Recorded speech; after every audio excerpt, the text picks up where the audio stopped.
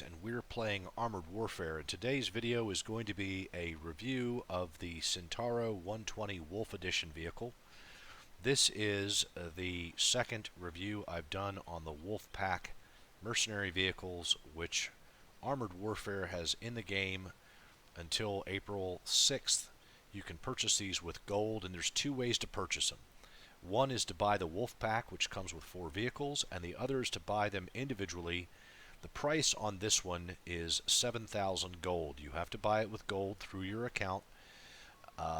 It's 7,000 in gold, but the Wolfpack, if you buy all 4 vehicles, is 20,000 in gold, which will save you a total of 4,000 gold because you have the Wiesel, the Tier 7 Scout, you have the Centauro, the Tier 7 TD, you have the Challenger 1, Tier 7 main battle tank, and you have the BMD-2, which is a Tier 5 little scout vehicle. You know, this one is 3,000 gold, and the others are 7,000 gold each. So right now we're going to be talking about the Centauro. It is an Italian tank destroyer, 8-wheeled tank destroyer. If you buy it through as a Wolfpack edition, it comes with a crew with 2 sets of skills that you can immediately give to them, which takes them to level 5. It comes fully loaded with all the modules, so you don't have to grind up. It ends up being the same as if you had the regular Centauro 120 that you had grinded all the way up to and through all of the retrofits and improvements. So with this one, when you get it, it comes fully upgraded, not stock, fully upgraded with a level 5 crew. So what I've done is I've got my Philip Holzclaw commander in here, and you know he's got the additional view range, he's got all the increasing his crew's hit points, he's got the accuracy, he's got the reduced aim time, he's got module damage for enemy vehicles that are hit.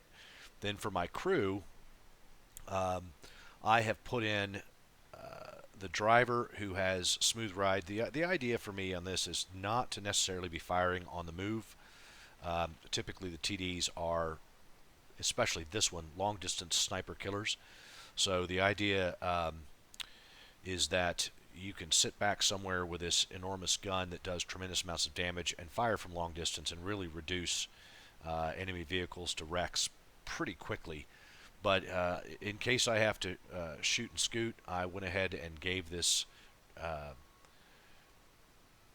driver to have smooth ride when firing on the move. Then for off-road driving, I really wanted to make sure that the vehicle's acceleration and agility and maneuverability were not impaired by soft ground or rocky terrain, so I wanted to make sure that I had off-road driving. For the gunner, I wanted to have improved accuracy because this will stack with the commander's accuracy, and then I wanted to have my aim speed improved as well. The idea with this vehicle is to get as much potential damage downrange as fast as possible, as accurately as possible. So I want to do things that improve my aim time, that improve my reload speed, and that improve my accuracy. So again, and damage from any potential hit. So the gunner has got the quick draw for improved aim and the shooting from the hip, improved accuracy if I've got to do a snapshot. Then for the reloader, it was to secure the ammunition and to help with the reload speed. So that's why I chose those. The ammo for this vehicle, my loadout is primarily armor-piercing, fin-stabilized, discarding sabot rounds with a damage potential of 691 and a penetration of 440. The rate of fire on this is 8.31 rounds per minute, and the aim time says 4 and the reload time says 722. For the heat rounds, damage of 744 and a penetration of 368. I do carry a little bit of HE, primarily for things like shooting artillery or hitting a tank that's on extremely low health, but I only carry 5 rounds of that. So that's the ammo. My consumables: repair kit, first aid, fire extinguisher, and for PvE, the field maintenance kit. I do not use the field rebuild kit. I might try it, but I don't use it right now. For my retrofits, going back to my philosophy again of as much damage downrange as accurately and quickly as possible. The chrome barrel lining for increased damage and increased accuracy. The magnetic actuator for increased damage and quicker aim time. The drivetrain for turret traverse speed for those snapshots and max speed to move as fast as possible from place to place. And to improve the crew skills even further, I'm using the intercom system. I may change that out down the road, but for now, this was the idea to make sure that I was, again, getting to where I needed to get to as quickly as possible and firing as quickly and accurately and as heavily as possible. So that's why I made those choices. Your fuel economy may vary. Now, so this comes with the giant wolf and the funky mercenary camouflage on it, and I was really impressed with this. I had not yet gotten to the Centauro 120. I was working my way up to it. I'd actually gotten to the LAV 600. Then I was going to get to the Centauro, and then from there I was going to go on to the M1168 or whatever it's called. What is it? The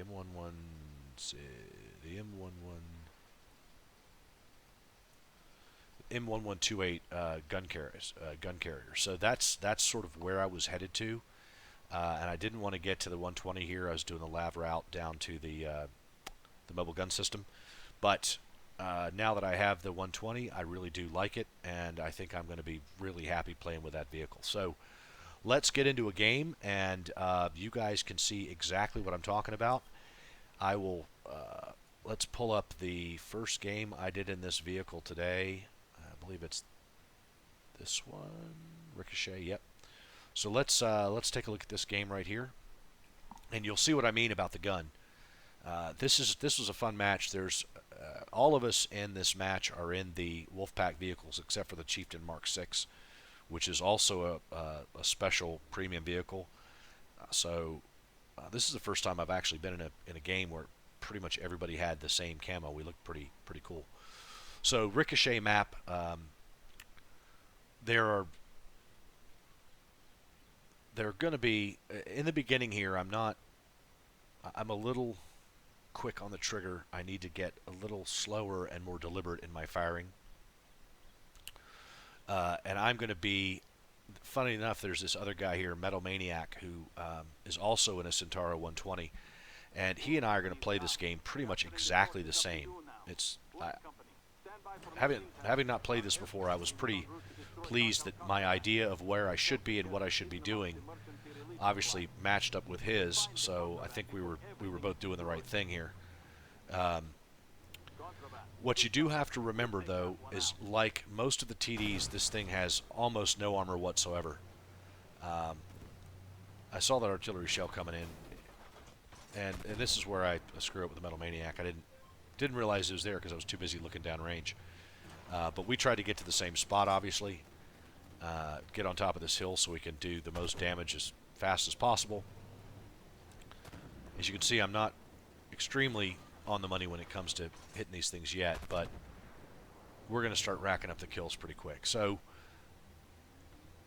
it's a speedy vehicle.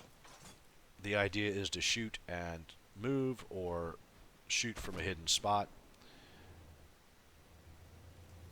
And as I was talking about when we were in the garage there, it says that the average ammo damage is X amount. And you're going to see here in a second exactly what the real damage output is for this. So I thought he was going to shoot. He didn't shoot. I wanted to see if I could just get an idea of whether we could hit that guy or not. He went ahead and fired, so I'm going to go ahead and move up there and see if I can take a shot on him. The VFM Mark V is behind some pumps, and so I'm not going to get a shot in on him right now. So we begin to start moving across, but you can see 796 on it, almost 800, took him out with one shot.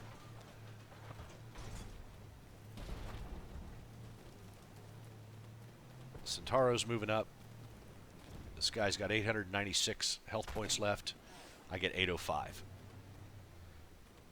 This gun just does massive damage. Oh, there's some guys over there we can see. Start putting some shots into them. 675 is a low roll.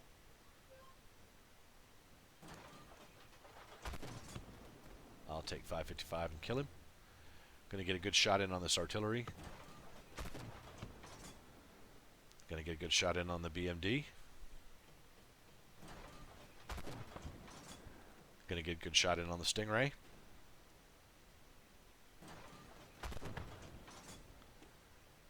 And that clears this up for now. This map, though, you guys got to remember, not only do you have to get the supply caches, but you do have to cap this one out. So it's one of those where you can have a great game, but if you get too greedy, there's 810 in damage on that shot. This gun is just a nightmare for enemy vehicles. I'm not going to be able to get this guy. He's going to duck down behind the rocks right before I could. So rather than continue to fiddle fart around on this side, I'm going to go ahead and get over to the curve in the road up on this hill to see if I can start servicing some targets from up there.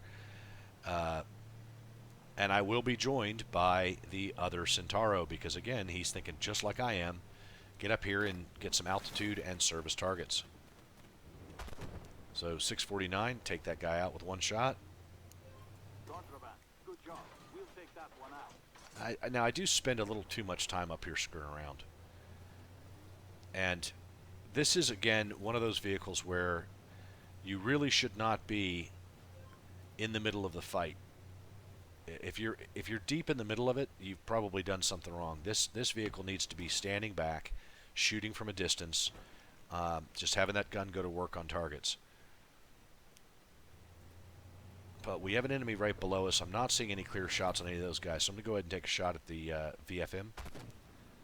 Put 729 into him. He took a shot at me, but he didn't have the elevation, so I'll finish him off. Over 1,000 damage with 2 shots.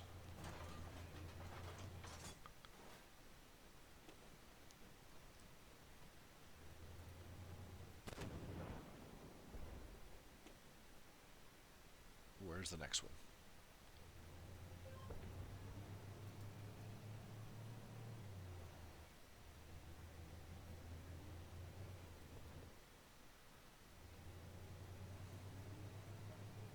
Alright, so I'm going to try and go down here and help these guys out. And along the way, I'm going to realize that they're going to handle them. And by the time I get there, they're going to have killed all those guys. So I'm going to take a spin through here.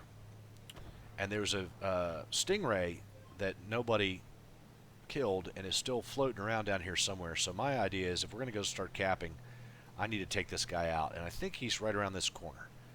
And there he is. Good shot into his butt. And I'm almost reloaded before he turns that gun completely around, but not quite. He's just going to get a shot in on me, but it isn't going to last long. So we're down to 2 minutes, and again, I figure we better go ahead and start capping out because this is one of those maps where if you don't cap, you don't win. And I don't want to lose for being greedy.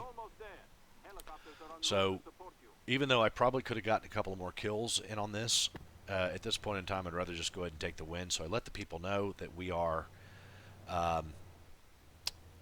running out of time here, and that's going to be it. So I ended up with 5 misses on this, almost 7,000 experience, and 11 kills. I don't come in top. There's the Wiesel with 7 kills that comes in top score, but I came in second with 11 kills, 14-something spots, and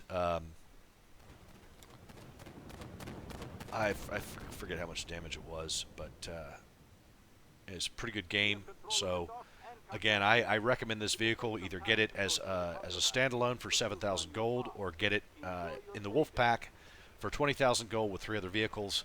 Long distance shooter, fully upgraded, level 5 crew. I highly recommend this if your playstyle is sniper. So thanks very much for watching, guys. This is Tanks for the Mammeries playing Armored Warfare. Have a great day.